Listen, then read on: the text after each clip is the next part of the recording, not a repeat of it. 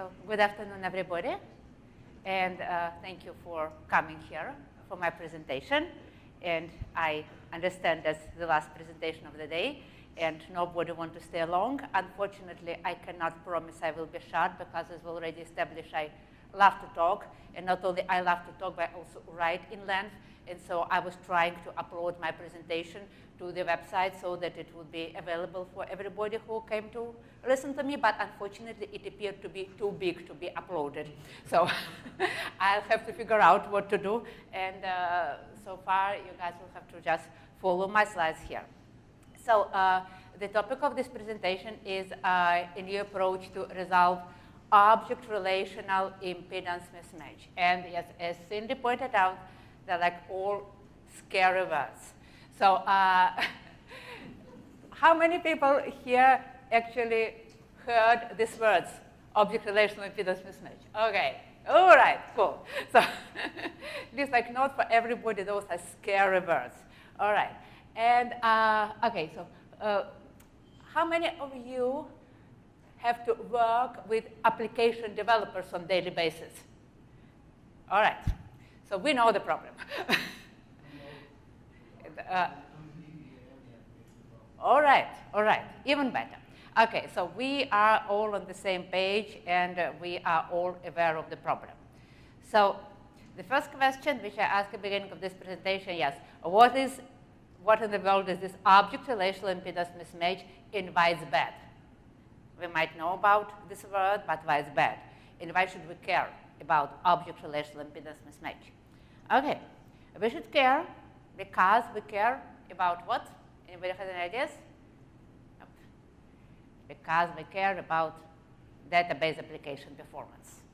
And again, I know that database application performance is almost a bad word these days again, because many people say, you know what, we do not care about the performance. Performance is not an issue as long as we can buy like more and more powerful hardware. And the most expensive thing is the development time, so the precious time of our application developers. So why we should care about application performance? And that's what we will start from, showing why we should care about database application performance. So everybody wants the application to function efficiently, right? So after the fact that it should produce correct results, it should produce correct results fast enough. And why we choose to use databases in the first place? Because everybody have heard from application developers at least once, it would be so nice if we wouldn't have to use database. Everything would be just perfect, right? So, okay. So why we actually use databases? Because the databases is the specialized software which is designed to manage data in a most efficient way, right? So that's the whole purpose of the life of database management system. However, the most common complaint of application developers is what? Who can tell? What is the most common complaint from application developers? That they have to write SQL? No. Database is too hard. Database is too slow. Yes, database is too slow. Database is too slow. Why the database is too slow? So why the database is too slow? What exactly makes it slow? Let's see. So we, at least some of us, have been present yesterday at this tutorial about how to survive server overload. And what did the tutorial say? Where we usually start to look when we want to see why the database performance is bad. What are our steps to determine what exactly is going bad? So first, we look at the most long-running queries. We look at the database log, look at the most long-running queries, and try to optimize. Then we look at the queries which are executed the most often. And we want to make sure that these queries are either already like fast and beautiful and optimized, or we optimize them. So when we're done with this, all the queries are optimized, and yes, sure, the database parameters are optimized, and the memory management and everything, and all indices are in the right places, so everything is beautiful. Everything looks good. Why the application is still slow? in order to find out, there are some helpful reports. At Innovan, our company, we use PG Badger tool to produce several helpful reports. So there are several classes of them. First is what we just said, the longest running queries or the slowest queries. That's first report, and yeah, everybody knows to look at this one. Then we look at most frequently running queries. And again, this is nothing new.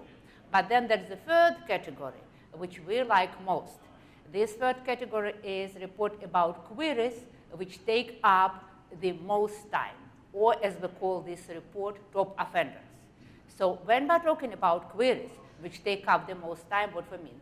The total execution number of this query, the total execution time of these queries is on the top, okay? So if we have the same query with different parameters running way too many times, the total execution time may be way bigger than the execution time of the single query. So when we look at this report, which we like most, what we can see? That's what we see in our company. The top 50 most offensive queries, queries that eat up the most of the execution time, almost exclusively are the queries which are very short but are executed way too many times. One of the top offenders is select star from loans where ID equals so-and-so. So in the UK database, this query is executed 8.5 million times during the day, which, although this query takes only several milliseconds, brings the total execution time to 2.5 hours. So this is one of the very top offenders. And when I show this result to people, they say, okay, maybe that's how many times this query should run, because you have lots of users, they query many times, maybe that's how it should be. Turns out, no, not exactly. So for a UK database, the account home controller, which is accessed by each and single customer who first logs on to our system. So we know that this controller is executed about 50,000 times during the day. And then we have a customer support tool for our customer service rep. And granted, they do it way less because there are not that many of them. So meantime, the PG Badger log shows total of almost 1.5 million executions of the different version of select some accounts, which is the SQL, which brings up the total amounts of their loans. And a similar number we can find for select star from loans. So in general, when we look at our statistics shows that some application controller produce over 1,000 database calls for each screen refresh. So basically, it's more database calls than there are symbols on the screen, right? So we can say more than one database call per one symbol. So that's how bad this situation is. This being said, how and why is it happening? Why we are getting to such a miserable statistics? So it's obvious that the biggest problem why database is slow because we are executing way too many calls. So let's look why it is happening. And you can often hear, okay, that's because application developers do not know how to write SQL. That's because they write bad programs. That's because they're just bad and do not know their job. I would say yes, but not exactly. Because from the historical perspective, they are doing exactly what they are supposed to do. Because first, originally, when all this stuff started, first there was just a program and nothing else.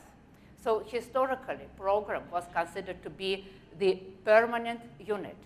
And programs and the way how you write programs would drive all the future course of software development.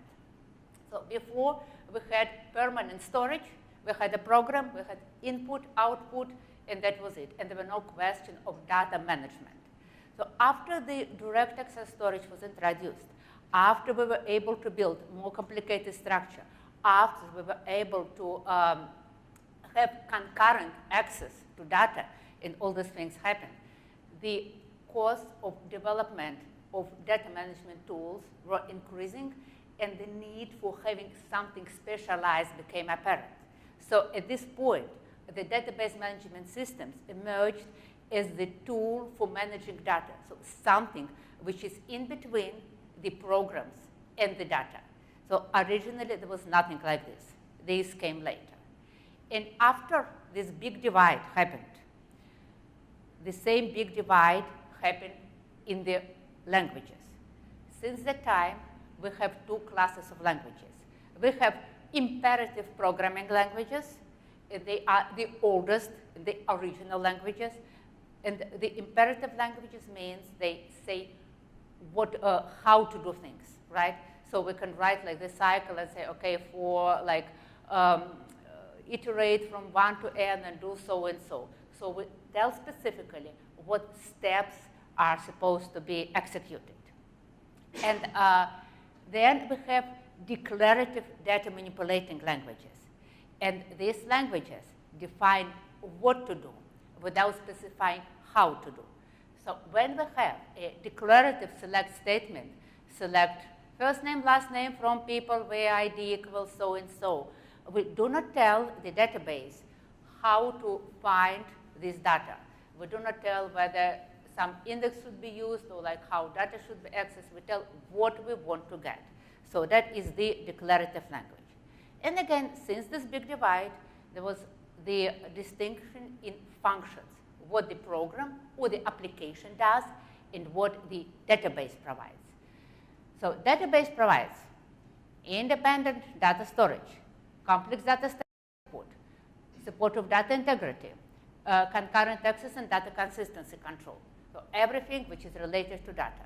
And application provides what? Provides user interface, because users cannot access our beautiful data without any interface, and it provides the actual application control flow. So this looks all pretty clear, right? So we have declarative languages for data, imperative languages for programming. We have functional separations of what each part is doing. So everybody happy? Not really. And why not everybody are happy? Because both imperative programming languages and declarative query languages work perfectly fine to accomplish the tasks which they were originally designed to accomplish. But the problem starts when we try to make them work together. And when we try to make them work together, then we get our impedance mismatch thinking. So what does impedance mismatch mean? These tools, meaning the languages, were designed to operate with objects of different size, which is variables versus tables. And when we say variables, yes, record may be a variable, but that's a variable, not a table, not a set. And different means of identification, which is by address or by set of attributes. And some of the talks today actually kind of like touch this topic, because we can identify the object in the database only by the values of the attributes, which might be one attribute, which is surrogate key, but still it's an attribute value, not the physical address in memory. And for the application or for the program, we need object to be identified by where it sits in the memory. This is the only way to identify. So like more precisely, what this difference results in? It results, first of all, in object incompatibility, which means that the database objects are too big for imperative programming languages. So the languages do not have means to operate with this object. And also, that means in turn that the methods which operate with database objects should be integrated into database engine to function efficiently, because that's what that is the tool which is designed to operate with them. But most of modern architectures do not allow such an integration, which leads to re-implementation of the database operations on the application level. So what we have when we have object-oriented application? We have one screen, okay? So user click the mouse, it's one screen rendering. There may be multiple objects displayed on this one screen. This object belongs to different classes, which means they are operated by different access methods. Okay? And to help us to manipulate with these objects, we have object relational mapping, which again many people mentioned today. So what object relational mapping does? It maps the database object into in-memory application object, because otherwise applications cannot work with these objects. So what it solves? It solves the problem of abstraction from details of data storage. It resolves the problem of identifying objects. So it does like some things which make the work of application developers like manageable, okay? What it does not do, it does not provide effective means of manipulation with data sets. And this particular case of impedance mismatch, because the concept of impedance mismatch is as old as this big divide between programming languages and databases. So first articles about impedance mismatch emerged like in early mid-80s. But object relational impedance mismatch is kind of special case which occurred when object-oriented design and development methods became like dominant in the software development. So the formal definition of object relational impedance mismatch goes like this, and is the definition which is taken from the Agile Bible, Agile Database Techniques. So it's a set of conceptual and technical difficulties that's encountered when a relational database management system is being used by a program written in an object-oriented programming language or style, particularly apparent when object or class definitions are mapped in a straightforward way to the database tables and relational schemas. So basically what it says that ORM causes object relational impedance mismatch. What exactly happening when we have object relational standards? These standards, and again, what we are trying to prove here, that writing bad programs which produce this multiple database calls is not like the bad will of application developers who do not know how to write stuff. These problems come from the nature of object-oriented development standards. Because, for example, the typical object-oriented design recommendations clear separation of levels of classes. So we have separate set of classes for end-user interface. Okay, we understand this. Separate set of classes for business logic implementation. Then for relationships between objects, and then at the very lower level, interaction with the database. They're like separate set of classes, of methods for classes. This standard allows only limited interaction between the layers, which again means that equivalence of database operations may be implemented within several different processes, and in the extreme case, even on different machines. So you may say how it can happen, how the database operation can be implemented by means of several processes. Okay, translation. When you're a database developer, you assume that when you have a task of getting all payments for all loans for this given customer, what you do? You take loans table, join it with payments table by loans ID, and select all payments for this particular customer. That's what you think is database developer, because it's like natural, right? it's not natural for the application developer, especially for the application developer who is wired with object-oriented methodology. So loans and payments belongs to different classes, okay? They have nothing in common, and therefore they are accessed by different sets of methods. So what is natural for the application developer? When he needs to join these loans and payments, this join is executed manually, we should say. So by means of explicitly retrieving all payments which belong to a specific loan. And so that will be the end of dry science. And let's get to specific examples. Because then now I start talking about the problems which we had at Innova and how we approached to resolve these problems. So first of all, okay, I already said lots of bad things about ORMs and object-oriented design. What we have in Innova, we have all the same stuff, right? We are Ruby on Rails shop, which interacts with Postgres database. We are active record, and active record is ORM, obviously. So we have mapping between Postgres tables and views and classes in Ruby by means of like this active record, okay? So how exactly this looks like? That's how active record works, okay? So we have web application. So the user sends a request. This request is processed by the web server. The web server passes this request to the controllers. Controllers interact with models in defined views, and views interact with database. So what is interesting about this picture?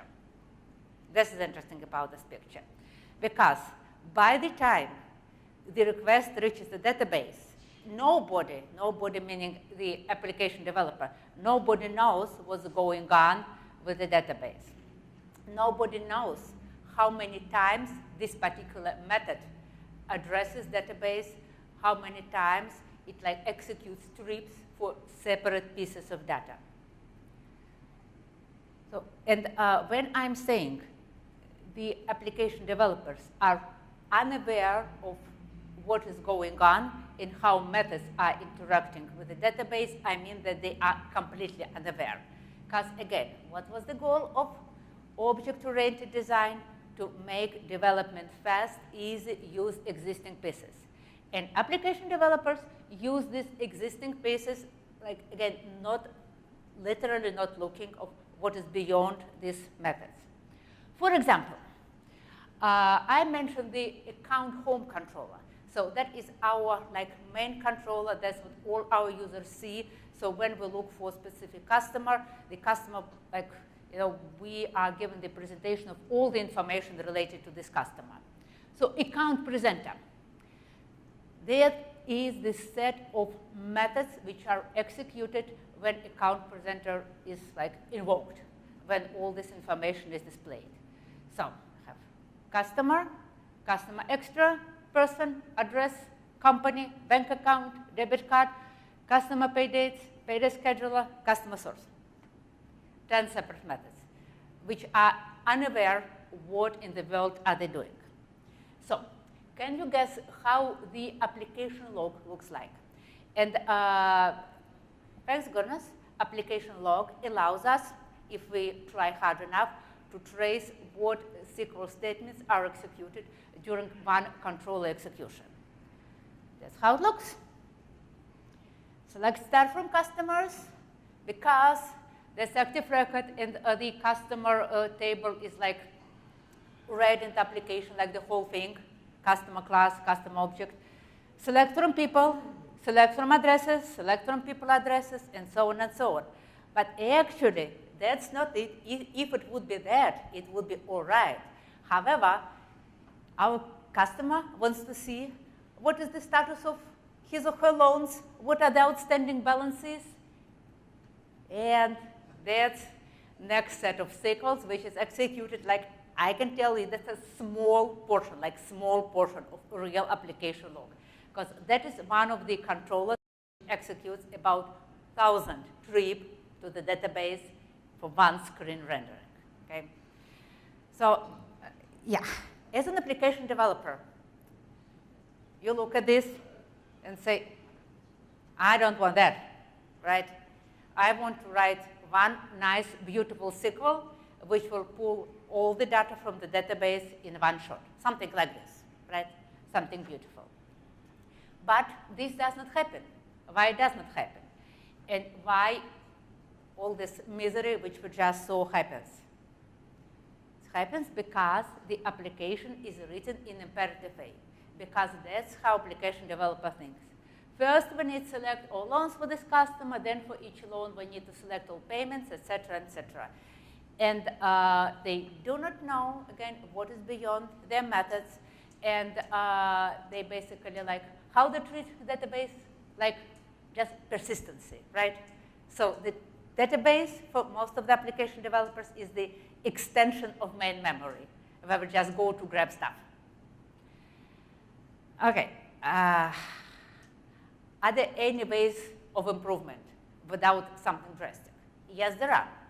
Because, fortunately, when Ruby defines the classes and relationships, it defines the joins between tables. So when we have something like a customer has many loans, or a loan has many payments, or has many installments, this can be translated into joins between the corresponding tables. And there is such a thing with Ruby which is called eager loading. Again, like we had this mentioning of eager loading earlier today, which allows to generate almost correct SQL. Why by saying almost?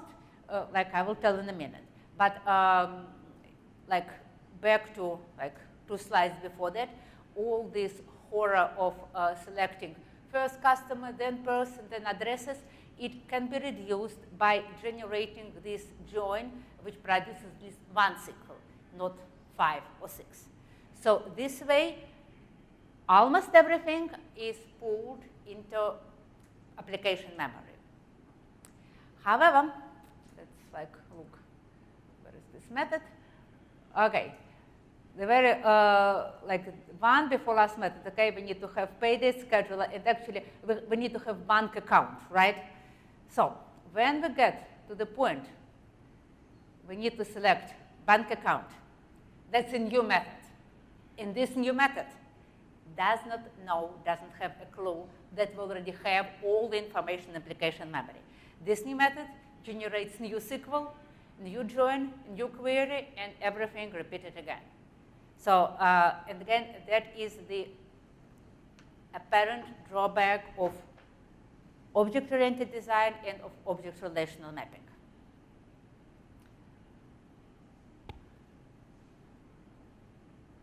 Okay, so that's what we do. So, as long as the methods are not aware of what's going on, as long as methods do not know what's happening with data, what will happen?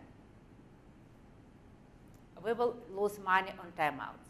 And again, as I mentioned, we often hear performance is not an issue, performance is not an issue. However, let me tell you, when performance is not an issue and when we continue for a while to buy like more powerful hardware, more memory, et cetera, then we get to this point, 1,000 database calls per controller, and then at some point, we start to have timeouts. And we are getting to the point where we cannot add more features, we cannot continue development because the application just cannot manage this. So we at Innova, we looked at it and looked at it. And we said something had to be done. So we need to come up with something really new, some new approach of dealing with all these issues of multiple database calls. And we tried this new approach. We tried it first on small scale, it worked. We tried to use it on a bigger scale. It worked. And now I'm actually going to present what is our new approach. So our new approach allows us to drastically reduce the number of calls to the database and at the same time get exactly the data which we need. And our results are this dramatic that instead of several hundred database calls per screen rendering, we can limit one screen rendering to 1 or 2 or 3 or 5, whatever, database calls. And also, as an extra bonus, now we can actually work with these queries as a database developers, and we can optimize these queries without making any changes to the application or to the models. So the basic conceptual difference which we introduce now. Current methods are unaware of data which is already available. So what we want to do, we want to make them data aware. And the way to make data aware is to change the way the logic is split between different methods. And here we are acting against in the contrast to traditional standard object-oriented approach. And yes, that is the breach of standards. However, that's the only way to improve the interaction between the database and the application. There's just no other way around. So now let me outline our new methodology, which we call logic split, and then I will give a couple of examples which will show how exactly we are executing this logic split. So when we have a method, and yes, I'm getting many questions at this point. Okay, that's when you have a method, what if you just started anew?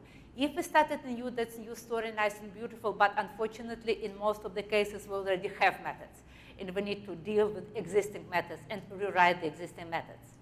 So we take this method, we disassemble this method into atomic steps. In these steps, we identify those which require data retrieval, because not everything in methods requires data retrieval.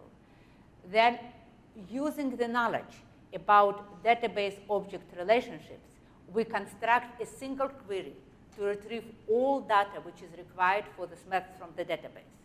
Then we execute this query, bring this data back to the method, and then use this retrieved data for other steps. So that is again, very dry and very short. Now let's look at examples. First method which we tried, so how it basically happened. When my squad came up with these revolutionary ideas, nobody wanted to try, because, okay, we have this thing, it works, do not touch it. So we chose the quiet time, which was between Christmas and New Year, when half of the people were on vacation, and okay, we decided let's sit down and try to take one method, one simple method, but which is widely used, and try to see what will happen. So the method we choose for our experiments is the amount outstanding for the loan.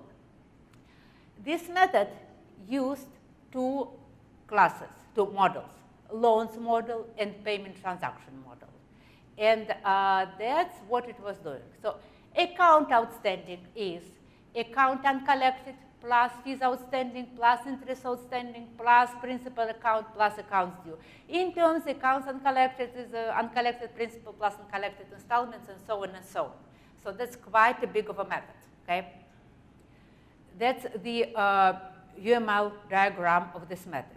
So as you can see, from loans, we go to the payment transaction model, and we execute something multiple times.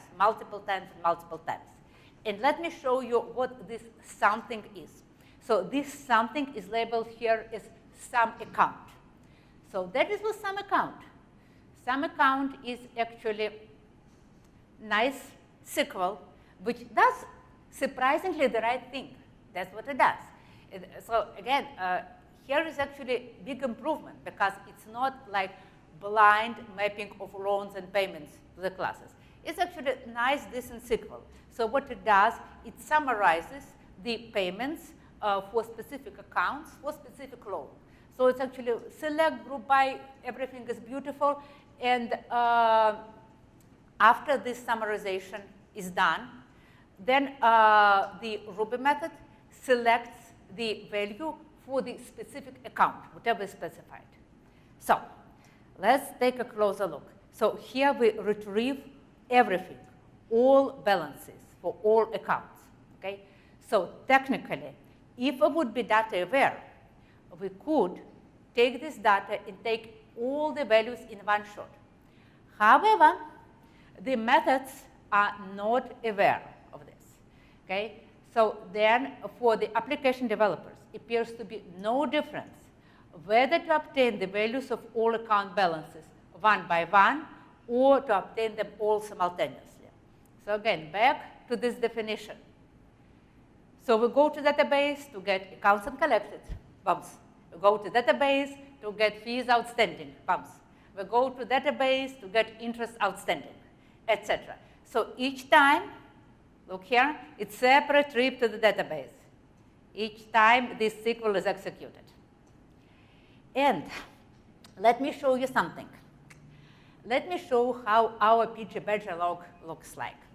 So as I mentioned earlier, we have this beautiful report which shows the list of top offenders, queries which eat up the most time.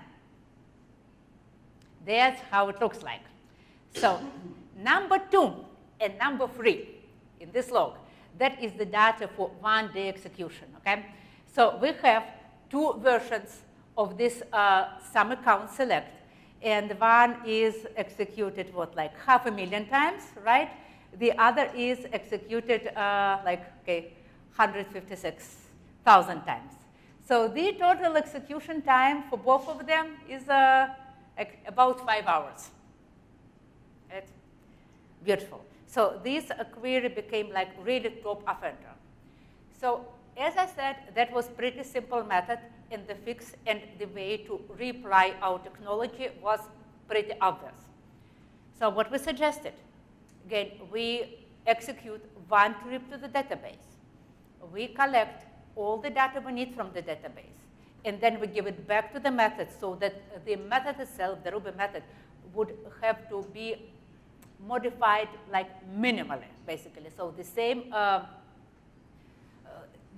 names of the variables, everything the same. But if you'll see what's the difference between this UML and previous UML, okay? So now, instead of making multiple trips, instead of executing multiple sum accounts, we are doing just one SQL and then returning all results to the methods. So even though we still have like it in 2 classes, but there's one SQL executed once and everything is returned right away. So inside, under the hood, there's one database call where we just select some accounts for these particular balances and retrieve it by loan ID. Okay? So now, after we modify this, there was an interesting part because now we needed to prove that what we did is actually right. Because you know what application developers hate? When we're modifying something and they do not know what we modified and why we're claiming it still works the same. So because it's like very sensitive, because it's money involved, actually we started the process which is called dark testing. So we chose the database which was not like most overloaded database. It was production, but not like UK database. It was like one of our like pretty low level loaded database where we could run 2 versions of our method simultaneously. So when the application invokes one version, in the dark, we would execute our new version, and then it would automatically compare results and produce some output if our results do not match the original method.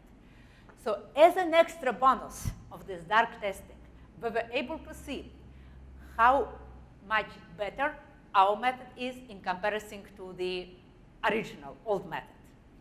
And again, some execution statistics from PG Badger, and again, they are smaller numbers because this is smaller database, and this is hourly statistics versus daily statistics.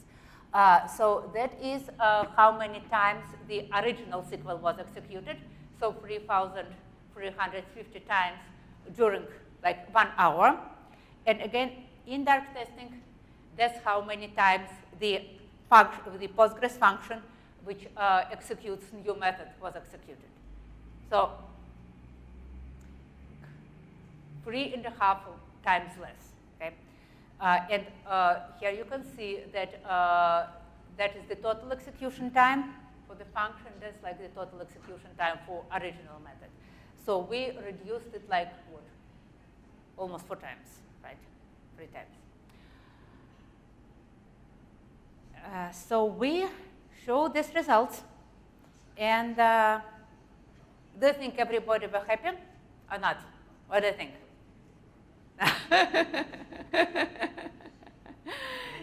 No? No? Yeah, not everybody is happy all the time. Who can guess why? Yeah, obviously those application developers weren't happy, right? Because we're always happy, right? So who can guess why application developers became unhappy? What did? Yes, they can understand it, but they cannot tell that they cannot understand this, right? They need to find some more decent explanation. So you know what they say? You know what they say, okay? What do they say here?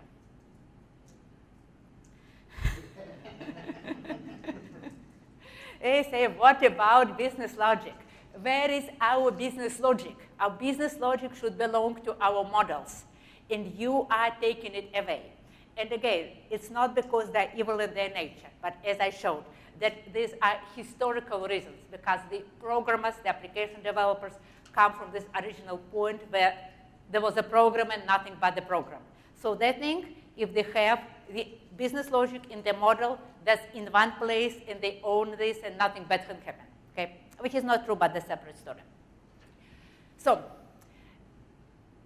the revolution, which we like quietly executed, was basically in the application developers' minds, because that was our statement about the business logic and about our logic split methodology. We need some business logic to know how to execute joins and selects, just enough to minimize the number of database calls, okay? Because that's our purpose. Our purpose is to provide optimal code. All the selected result transformations and manipulations do not have to be executed on the database side. Now, okay, we know that we can actually execute it, right? We know we can execute it not worse than the application, but we're generous by giving the rest of the application logic to the application. So all of the logic which we need to produce the optimal queries, that's what we're taking away. That's where our logic split lies.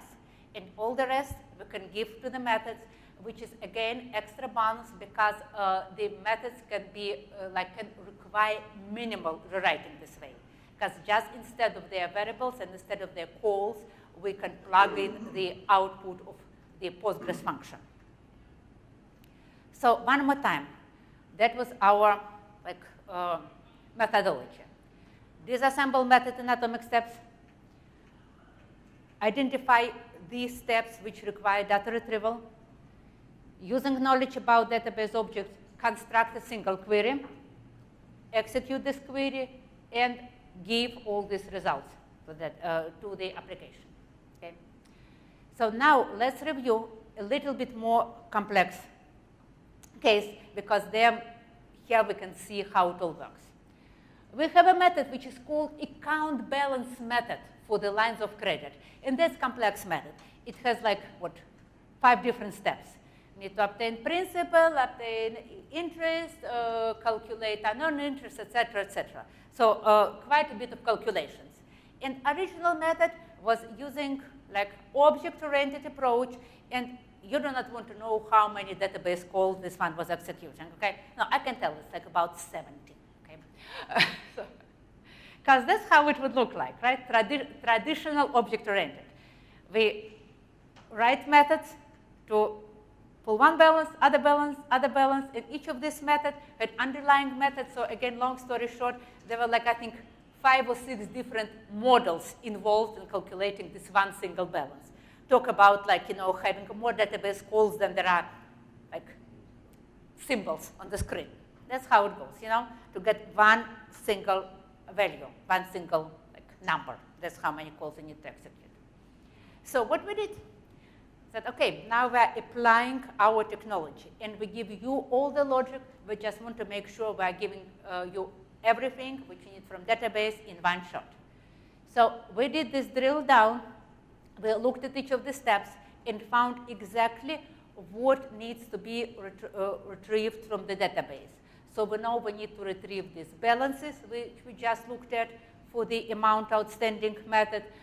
We need to retrieve the daily interest rate. We need to retrieve the base amount. We need to retrieve next payment due date, how many days are left until next payment, et cetera, et cetera, et cetera. So we have this like disassembling into atomic steps.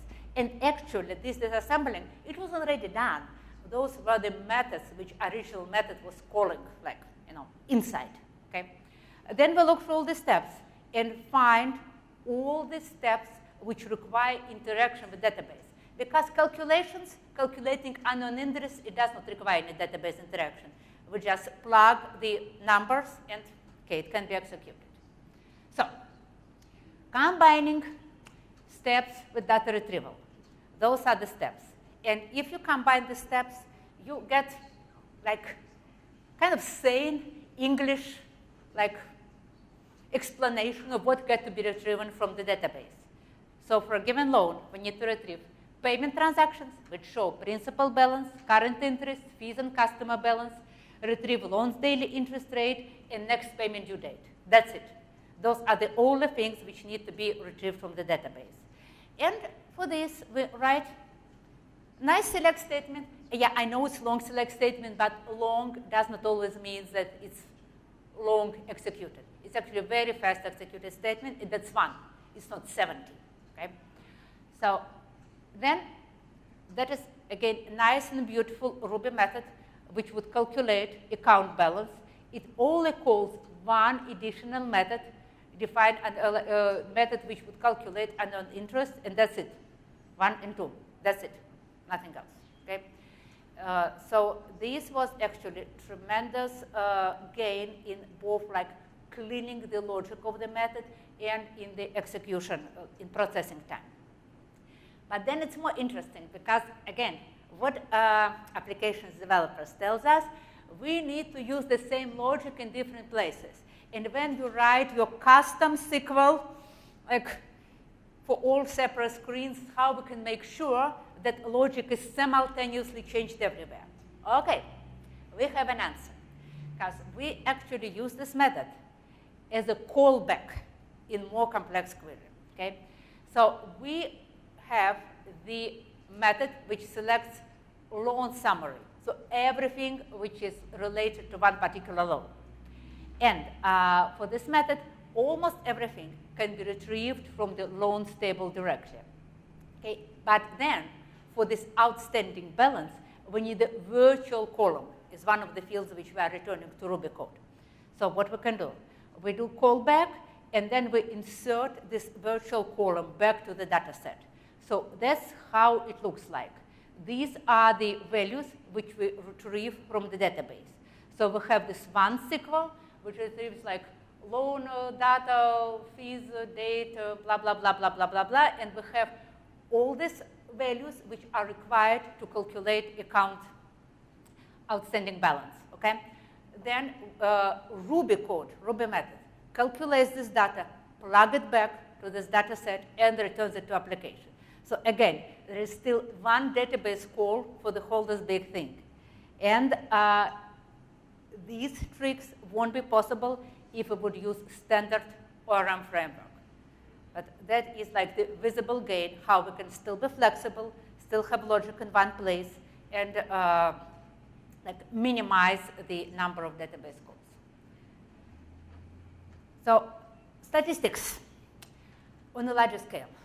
As I said, we used these methods when it like became, like after first successes, we started to implement these methods on a bigger scale. In one of the places we implemented it, selecting all loan summary for one customer. So again, all loans data was retrieved in one database, like in one shot, basically, with one procedure. So that is our execution statistics, number of database calls per customer. So okay, red is the old application, blue, which you can hardly see, is the new application. So as you can see, with old applications, the more loans the customer had, the more database calls you had to execute. And there's like more, meaning like the last column, where if the customer has 9 loans, the number of database calls was like 1,100, right? So with our new approach, it was standard, 4 database calls, no matter how many loans the customer has. With the execution time, it was like not that straightforward, because the execution time for the old app was kind of random, because there are lots of caching involved and stuff, but still we have like pretty sturdy numbers for the new application and increasing numbers for the old application. So with these numbers, which we can show, we can tell that we save both time and money, okay? So yeah, I will try to wrap up here. Like first of all, like who did similar, or like how similar things were resolved before us? Were we first to notice this problem? Definitely not. And as I mentioned, the problem of object-relational impedance mismatch is an old problem. Everybody knows about this. Not but there were no no good solutions proposed so far, though you can find lots of works related to this problem and how to resolve it. So originally, we had HORA, hybrid object relational architecture, which was like the architecture on, most of the current ORMs are based on this architecture. So starting from 1993, Java Persistence, ADNet, Ruby on Rails, and all the others, they are based on HORA, and all of them have the similar issues which we just described. Then a word about Hibernate. Hibernate, considered to be one of the most flexible and powerful object relation solution.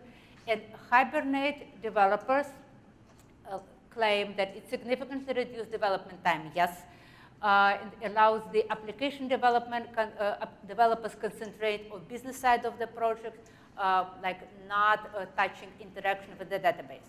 Okay, correct. Also, Hibernate developers claim that in contrast to other solutions, it does not hide the power of SQL from developers, which is true in some sense, because if you know what you want to write, you can write it. So it allows us to write queries similar to SQL queries. However, creation of these queries is not such an obvious and easy task. And similar to other ORM systems, Hibernate prompts to solutions which seem more natural for application developers. So we talked today, like many other speakers talk here, that, okay, developers do not want to write SQL, or they do not know how to write SQL, or we need to teach them how to write SQL. So that's the same thing which Hibernate does. It gives the opportunity to write SQL. So what we're saying, we do not want application developers to write complicated SQL. We want them to give us this option of writing good SQL for them, and for them to write the rest of the logic of the methods. So again, I was asked multiple times, what is with your version of active record which are coming? Again, it's better than the previous version. It allows eager loading and allows more custom queries embedded. But again, my feeling is that latest versions of active record are very much like Hibernate. So again, they allow writing queries if you know what to write, but it's not natural, not like in the core of this.